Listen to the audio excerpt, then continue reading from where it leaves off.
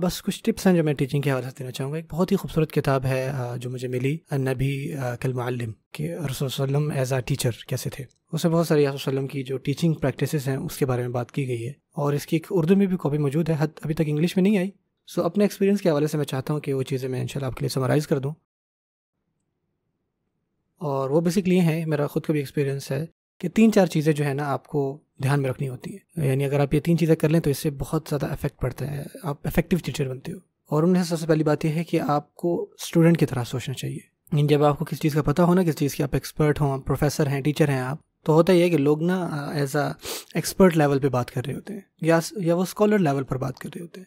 لیکن دیکھیں جب آپ کوئی چیز پڑھا رہے ہوں، یہ ایسا نہیں جیسے بولنا ہے. ٹیچنگ میں آپ نے یہ چیز سوچنی ہوتی ہے کہ جو بات آپ کی سن رہے ہیں نا، انہوں نے یہ چیز ابھی تک پہلے نہیں سنی تھی. سو آپ نے ان کو شروع سے لے کے ساتھ چلنا ہے. ایسا نہیں ہونا چاہیے کہ آپ کو سنیں اور یہ کہیں کہ یار وہ لیکچر وہ جو ہے نا بڑا مشکل تھا، یا مجھے زیادہ تر سمجھ میں نہیں آیا. یہ ان کا مسئلہ نہیں ہے، بلکہ یہ آپ کا مسئلہ ہے، آپ کا قصور ہے اس میں. سو ایک ٹیچر کو چاہیے کہ وہ خود کو ویژولائز کرے کہ وہ بھی ایک اسٹوڈنٹ ہے جو وہاں بیٹھا ہوا ہے، جس کو کچھ بھی نہیں پتا، تو وہ کس طرح جو ہے ان چیزوں کو پڑھائے گا. اور دوسرا جو رول ہے وہ یہ ہے کہ آپ نا خود کو روکیں نہیں. ایک جو چیز جس نے میری بڑی مدد کی ایز اے ٹیچر، وہ یہ ہے کہ میں نے بچوں کو پڑھایا. کیونکہ جب آپ بچوں کو پڑھا رہے ہوتے ہیں نا، تو آپ نے اپنا ایک جو روب ہے اس کو تھوڑا سا سائڈ پہ رکھنا ہوتا ہے. مثال کے طور پہ اگر آپ کوئی کہانی یا قصہ سنا رہے ہیں نا، اگر کہیں شعر کی بات ہے تو آپ کو شعر بننا پڑے گا وہاں پہ، ان کو ساتھ ساتھ ایکسپریس کر کے بتائیں. یعنی کہ آپ کو شرمانا نہیں ہے، اور آپ نے ایسے محسوس کرنا ہے کہ آپ بھی ایک بچے ہیں پڑھاتے ہوئے، سمجھاتے ہوئے. اور یقین کریں یہ ایک ایسے ہی ہے جیسے ایک تھیٹر پلے ہوتا ہے، کیونکہ لوگوں کی اٹینشن اپنے اوپر رکھنا ایک لمبے عرصے کے لیے آسان کام نہیں ہے. ایسا نہیں ہو سکتا آپ گھنٹوں باتیں کرتے رہیں اور لوگ آپ یہ ایکسپیکٹ کریں کہ وہ آپ کی بات سن رہے ہیں اور سمجھ رہے ہیں. آپ کو چاہیے کہ آپ ان کی اٹینشن کو پکڑ کے رکھیں. اور ان میں سے ایک ایسا یہ ہے کہ آپ کو کسی بھی قسم کی ہیزیٹیشن نہیں ہونی چاہیے. جب آپ کوئی چیز کی مثال دے رہے ہیں، کچھ سمجھانا چاہ رہے ہیں، اس کو آپ کو کرنے میں ایک مزہ آنا چاہیے، بتاتے ہوئے مزہ آنا چاہیے. اور یہ بیسکلی آئے گی آپ کے خود کے کانفیڈنس سے، آپ کتنا کمفرٹ ہیں خود اس سے. اور اس چیز کا نا اسٹوڈنٹس پر اثر ہوتا ہے، وہ اس کو سینس کر لیتے ہیں. اور تیسری چیز ہے وہ یہ ہے کہ بی یور سیلف. کیونکہ بعض اوقات ایسا ہوتا ہے کہ جب لوگوں کے مائک نہیں لگے ہوئے ہوتے، یا وہ پوڈیم پہ نہیں کھڑے ہوئے، یا وہ ٹیچنگ نہیں کر رہے، تو ان کا ایک رویہ ہے، لیکن جیسے ہی وہ اسپیکر بنتے ہیں یا مائک پر آتے ہیں تو وہ کوئی اور ہے. تو یہ دراصل نا تھوڑا سا عجیب ہے. آپ کو چاہیے کہ بس جسٹ بی یور سیلف.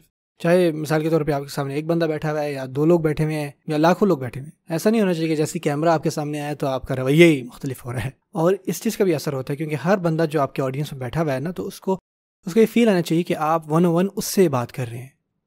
اور اس کا بڑا اثر ہوتا ہے، صحیح بتاؤں تو.